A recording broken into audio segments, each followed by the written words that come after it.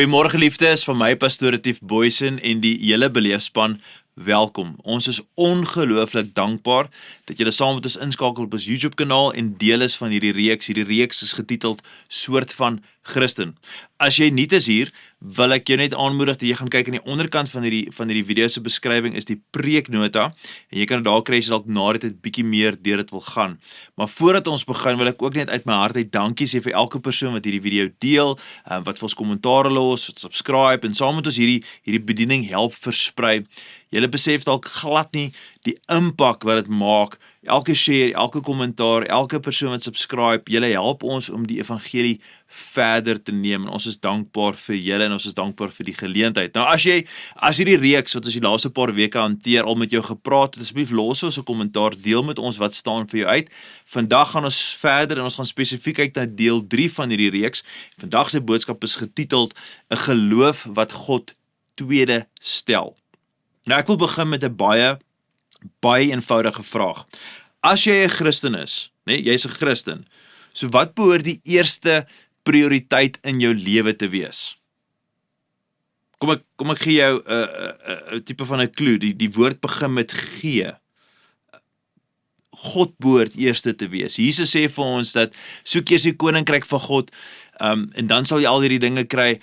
Wat is die grootste gebod van ons geloof? Wat moet ons weet? Kan jy daai gebod onthou? Dit sê jy moet die Here jou God lief hê met jou hele hart, jou hele siel, jou hele verstand en al jou krag. Geliefdes, as ons Jesus volg, dan behoort God eerste te wees in ons lewens. Hy behoort die nommer 1 prioriteit te wees in ons lewens, maar hier's die probleem. Baie van ons sê God is eerste, maar ons lewens wys dikwels iets anders. Nou kan ek jou nog iets vra. Het jy al ooit opgelet hoe maklik ons prioriteit in ons lewens skuif? Jy begin jou geloofsreis, God is alles. Jy wil bid, jy wil Bybel lees, jy wil aanbid, vir jou is praise and worship so lekker, jy luister in jou kar, jy kan nie wag om kerk toe te gaan en saam met ander gelowiges te wees nie, jy wil net by die Here wees, nee. Maar dan wat gebeur? Die lewe gebeur. Werk begin meer aandag vat, later trou jy kry kinders, die kinders begin vat aandag, finansies vat aandag, stres vat aandag, ons stokperdjies baie keer vat aandag, want ons moet iets doen wat ons help met die stres, ons drome, ons ideale, dit vat aandag, en sonder dat ons dit besef, stelselmatig, treetjie vir treetjie skuif God stadig af in die prioriteitslys. Hy gaan af. Nou kom ek skets vir julle van 'n geprentjie. Stel jou voor jou lewe is soos 'n reisstoel, en jy moet nou jou verbeelding gebruik. Imagine nou is 'n reisstoel hierson en ons het so 4 of 5 stoele. En in die eerste stoel, dis die belangrikste stoel. Die belangrikste ding van jou lewe is in daai eerste stoel, en die tweede stoel is ook belangrik, maar is nie nommer 1 nie. Dan is daar 'n derde stoel, 'n vierde stoel en 'n vyfde stoel, en so verander die prioriteite van wat hoort van stoel 1 na stoel 5. Nou as ek jou vinnig kan vra, wie behoort in die eerste stoel te sit? Nou ons almal ken die antwoord. In daai eerste stoel moet God sit. Nou wat sit dan in die tweede stoel? Waarskynlik is dit jou familie, jou vrou, jou man, jou kinders, dis waarskynlik wat in jou tweede stoel kom, maar kom ons wees eerlik, vir baie mense lyk die stoele eintlik so. Werk sit in stoel nommer 1. Hy sit nommer 1 daar, want hy's belangrik, En dan nommer 2 is dit familie, en dan nommer 3 is dit geld en oorlewing, en dan stokperdjies en dinge soos golf en gym en crossfit, en dalk hou jy van videogames of movies. Ek moet sport beoefen, ek kyk graag YouTube, ek is op my YouTube kanaal van die oggend tot die aand, wat ook al, daar's verskillende dinge wat in daai stoele sit, en iewers heel aan die einde van jou reisstoele, dan probeer ons nog plek maak vir God. Ons sê God is eerste, maar ons tyd, ons energie, ons fokus, ons emosies, ons prioriteite, dit vertel dikwels 'n heeltemal 'n ander storie. En dis die titel van vandag se boodskap, dis waar ons gesels, is 'n geloof wat God tweede stel. 'n geloof wat God tweede stel. En geliefde, die waarheid is, die Bybel het 'n ander naam vir hierdie titel. Die Bybel het 'n ander manier om 'n geloof wat God tweede stel beskryf. Die woord wat die Bybel gebruik is afgodery. Idolatry, soos die Engelsman sê. Afgodery. Nou onmiddellik, wanneer ons die woord afgodery hoor, Nee, ek dink vir meeste van ons, verseker vir my, dan dink ons terug aan goue standbeelde, ons dink dinge soos 'n goue kalf dalk, Oud-testamentiese afgode, mense wat voor 'n beeld neerbuig, nee, ons buig voor iets, maar luister mooi, afgodery is nie net om voor 'n goue standbeeld te buig nie, afgodery is enigiets voor God, om enigiets voor God te plaas. Kyk gou wat sê Eksodus 20 vers 3, hulle mag naas my geen ander gode hê nie. En dan lees ons in Johannes 1 Johannes 5 vers 21, liewe kinders, bly weg van enigiets wat die plek van God in julle harte wil inneem. Geliefde, met ander woorde, enigiets wat God se plek in jou hart wil inneem, enigiets, volgens die skrif, word 'n afgod. En dis hoekom dit so belangrik is om vandag se boodskap te hoor en hoekom ek hierdie boodskap met julle moet deel, want baie mense dink, ek het nie afgode nie, ek het geen afgode nie, maar jou afgod hoef nie noodwendig iets sleg te wees nie, dit hoef nie daai goue standbeeld te wees nie, jou afgod kan jou werk wees, dit kan jou reputasie wees, en dit is vir baie mense het hulle kinders, jou dryf vir sukses kan jou afgod wees. Die verhouding waarin jy is, jy gaan dalk in 'n nuwe verhouding en ewe skielik maak jy net allerlei ander besluite, want hierdie verhouding is nou alles. Jou geld, miskien jou beeld, jou image, nee, wat mense van jou dink, jou gemak, daai gemaksone, dalk jou drome. En vir baie van ons wat in die bediening is, selfs jou bediening kan 'n afgod word. En dis een van die grootste waarhede van vandag se boodskap. Selfs goeie dinge word afgode wanneer hulle God se plek in jou hart inneem. Nou, geliefde, hier raak die boodskap vir my nogals interessant, want die Bybel sê iets wat baie mense ongemaklik maak. Die Bybel omskryf dat God is 'n jaloerse God. Ek seker jy moes dit al gelees het, dit al gehoor het, dit klink dalk vir jou vreemd, dat die Bybel sê God is jaloerse God. Maar kyk wat sê Eksodus 34:14. Jy mag geen ander God aanbid nie, want die Here wie se naam jaloers is 'n jaloerse God. Eksodus 20:5 sê, ek die Here jou God eis onverdeelde trou aan my. En in Deuteronomium 4 vers 24, die Here jou God is 'n verterende vuur, hy is 'n jaloerse God. Nou geliefde, kom ons wees eerlik. Baie van ons hou nie van daardie beeld van God nie. Daai woord jaloesie is net vir ons vreemd. Wanneer ons die woord jaloesie hoor, nê, wat dink jy? Wat gaan deur jou gedagtes, nê? Vir my, ek dink baie keer aan toksiese mense wat baie keer onseker is. Engels sê van insecure. Ek dink aan dinge soos manipulasie, want dis baie keer wat gepaard gaan met jaloerse gedrag. Maar God se jaloesie is nie 'n sondige menslike jaloesie nie. Inteendeel, die Hebreëse woord wat hier gebruik word is kana, en hierdie woord beskryf as God se regverdige, sy heilige verbond beskermende liefde wat sy mense agterna sit en beskerm. Dis die tipe jaloesie wat hier omskryf word van God. Met ander woorde, God is jaloers omdat hy jou liefhet. Hy is jaloers want hy het jou lief. God weet wanneer enigiets sy plek inneem, gaan dit jou seermaak. Jou lewe gaan nie uitwerk soos dit moet uitwerk nie. Daarom sê die psalmdigter vir ons in Psalm 16 vers 4 die volgende: die wat agter ander gode aanloop, sal net meer en meer smart beleef. Nou kan ek jou nog iets vra. Dalk is party van die spanning wat jy beleef in jou lewe, daai gevoel van leegheid, daai konstante angstigheid, die gevoel van betekenloosheid, dis nie net 'n gedragsprobleem nie, maar is heel moontlik 'n aanbiddingsprobleem.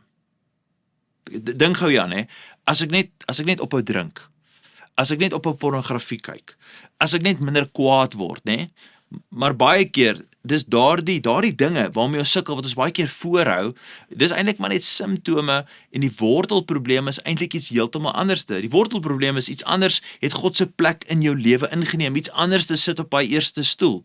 Nou party van julle dink eintlik my ding, die ding wat ek geniet is nie regtig so verkeerd nie. Ek hou net van gym. Weet jy, ek hou net van golf. Ek is iemand wat net hard werk. Ek's 'n harde werker, so ek gooi myself in my werk in. Ek is passievol oor my kinders. Dis my ding, my familie, my kinders, Of dalk is jou ding, ek wil net suksesvol wees. Geliefde, hoor mooi. Jou ding mag glad nie noodwendig 'n slegte ding wees nie, maar selfs goeie dinge word afgode wanneer hulle God se plek in jou hart inneem.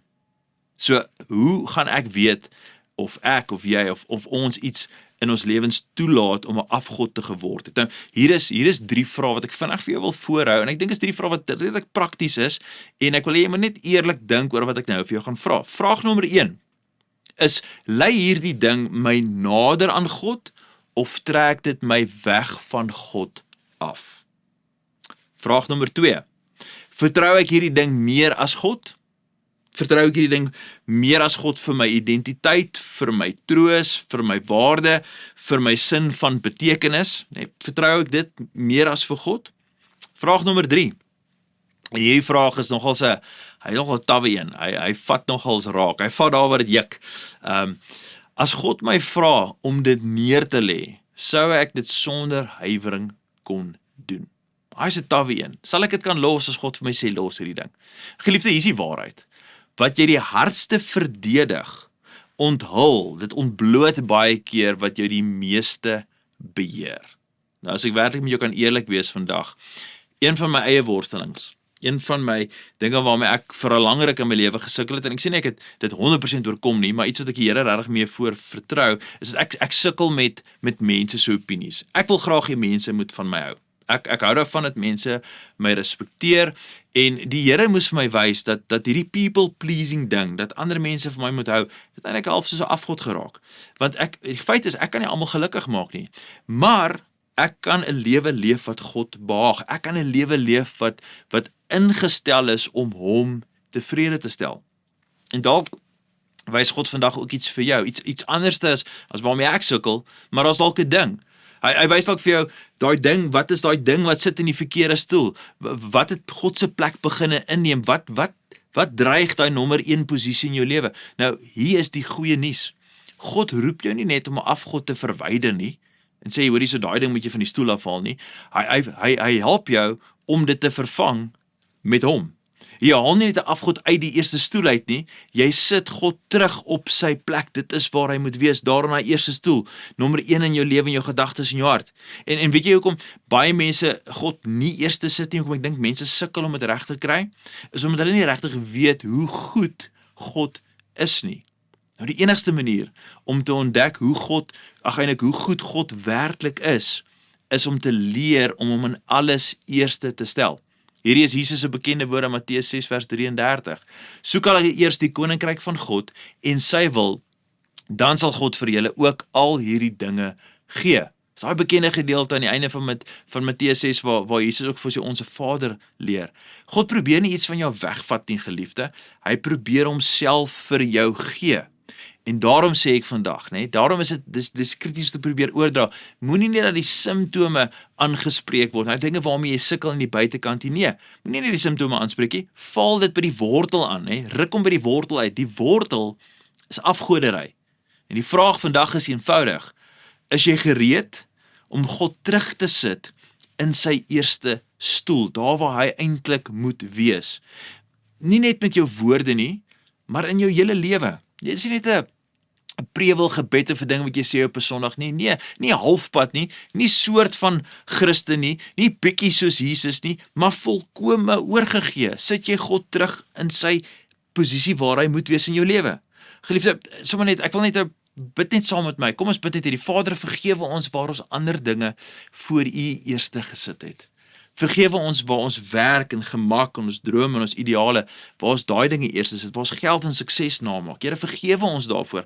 En Here, help ons dat U eerste plek weer in ons harte inneem.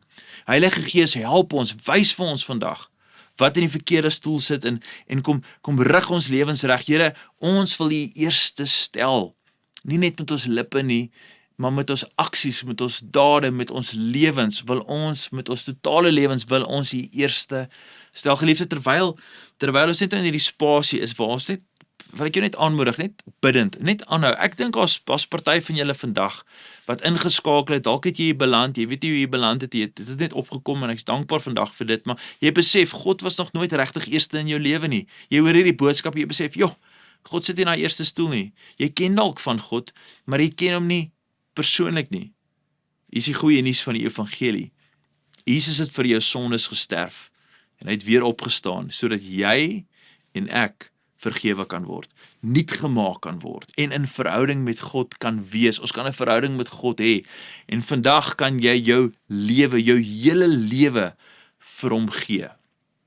As dit jy is vandag, wil ek jou net aanmoedig, net terwyl my oë sommer oop is en ons kyk vir mekaar, net bid net hierdie saam met my, sê hierdie woorde: Jesus, ek gee vandag my lewe vir U, vergewe my sondes, maak my nuut. Ek glo U het vir my gesterf en U het ook opgestaan. Vul my met U Heilige Gees, help my om U eerste te sit, help my om U eerste te stel in my lewe. My lewe behoort nie meer aan myself nie, ek gee alles vir U. Ek bid dit als in die kosbare mooi naam van Jesus Christus. Geliefdes, Jesus wil nie net deel van jou lewe wees nie. Hy wil net iewers op daai reisstoele sit, 3de of 4de of 5de nie. Hy wil die Here van jou lewe wees. Hy wil op daai eerste stoel sit. En wanneer God regtig in die eerste stoel sit, dan verander alles. Geliefde, ek hoop hierdie boodskap het jou geseën, ek hoop het jou gedagtes geskuif, dankie dat jy dit deel met ander mense, en daai gebed wat ek sommer so oop oë gebid het, ek hoop dit roer jou, ek hoop dit skuif jou, mag ons God in alles eerste stel. Gaan in vrede, totsiens.